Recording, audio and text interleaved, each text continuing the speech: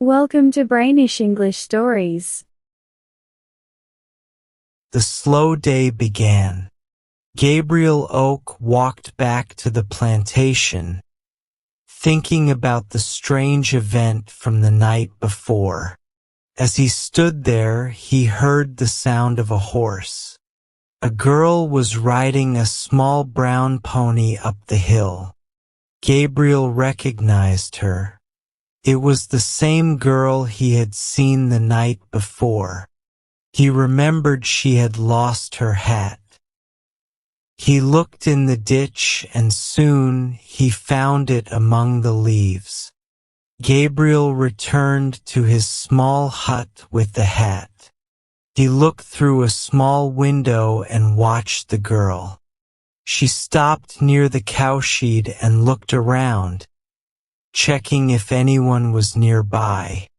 Suddenly, she leaned backward flat on the pony's back. Her head was near the pony's tail, and her feet were near its shoulders. She moved so quickly and quietly that Gabriel could barely follow her actions. The pony calmly walked under the low tree branches while the girl lay flat. When she passed the trees, she sat up again on the pony. Without a proper saddle, she had to sit differently to stay balanced. After checking that no one was watching, she sat upright and rode away. Gabriel smiled and hung the hat in his hut. He went back to check on his sheep. About an hour later, the girl returned. This time, she was sitting properly on the pony and carrying a bag of feed. A boy came to take the pony's reins as the girl slid off. She went into the cowshed with a bucket.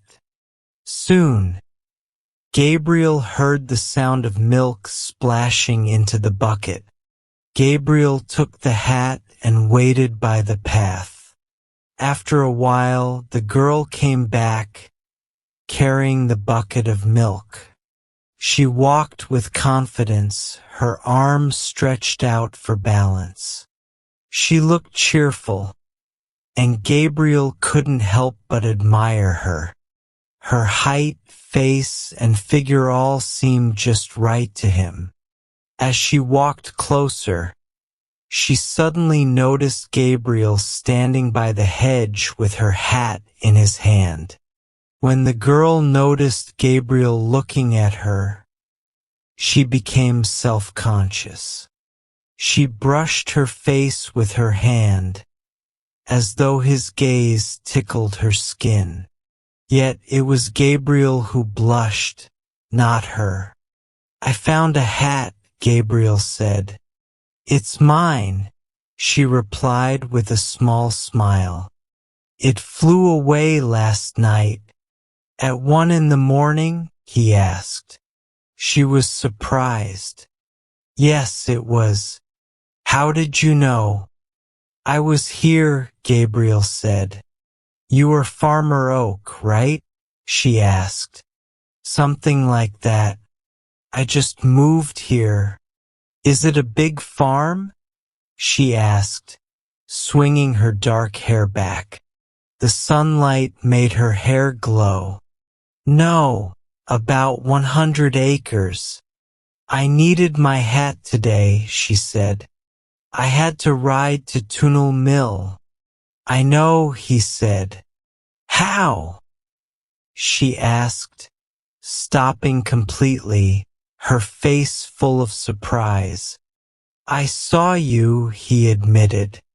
"Where?" she asked, now blushing. "Here in the plantation, going down the hill," Gabriel said, smiling slightly. He thought about the way she had ridden the pony and quickly looked away, embarrassed. Her face turned redder. She was not used to blushing, and now every part of her face showed it. Gabriel felt bad and looked away to give her space. When he turned back, she was gone. Gabriel sighed and went back to his work. For the next 5 days, the girl came to milk the cows but didn't look at Gabriel. She was upset. Not because he had seen her, but because he let her know he had seen. She felt embarrassed, even though it wasn't her fault.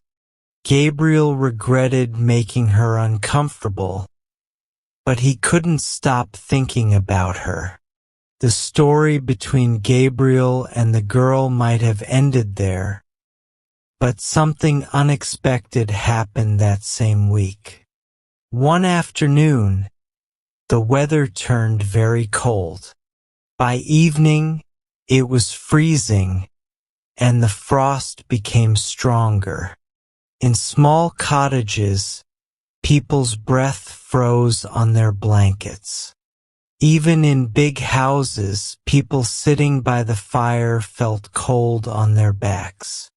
Small birds went hungry and cold in the trees that night.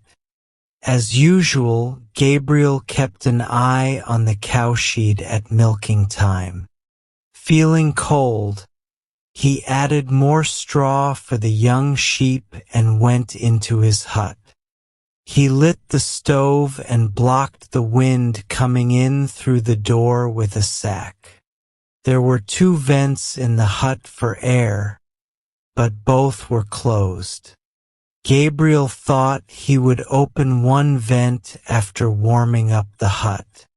He sat down, feeling tired, and fell asleep before opening it. Gabriel didn't know how long he had been unconscious. He woke up feeling strange. His head hurt, and his dog was howling. He felt hands loosening his collar and opened his eyes. It was dark outside, and the girl was beside him. To his surprise, his head was resting on her lap, and his face and neck were wet. "What's wrong?" Gabriel asked, confused. She smiled a little.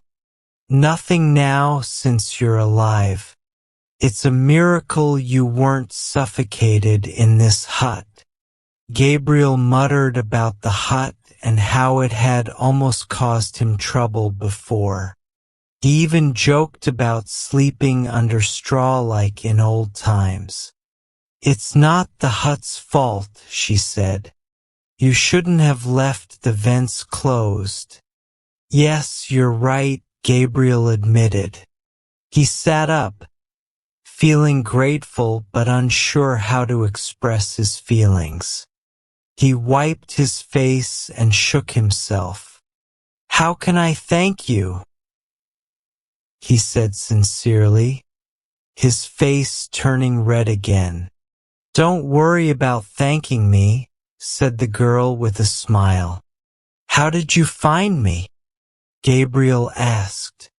"I heard your dog howling and scratching at the hut door when I came to milk the cow," she said. "Your dog ran to me, grabbed my skirt, and pulled me here. I checked the hut and saw the slides were closed.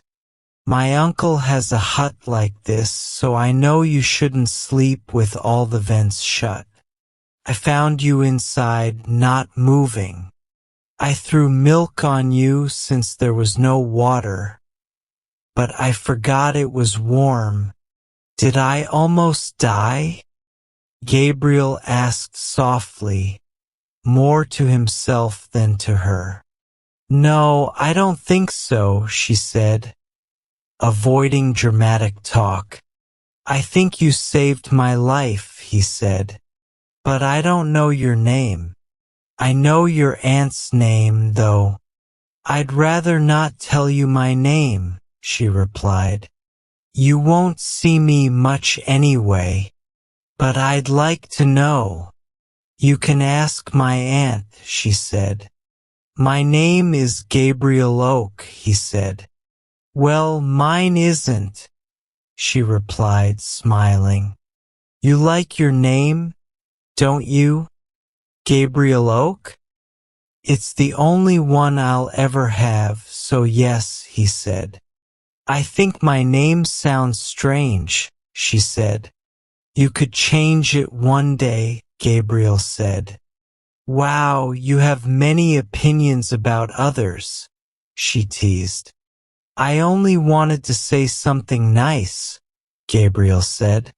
Come, give me your hand. She hesitated but then held out her hand. Gabriel took it briefly, almost too quickly. I'm sorry, he said. For what? For letting go so fast, Gabriel replied.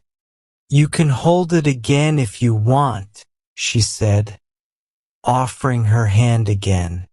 This time, Gabriel held it longer.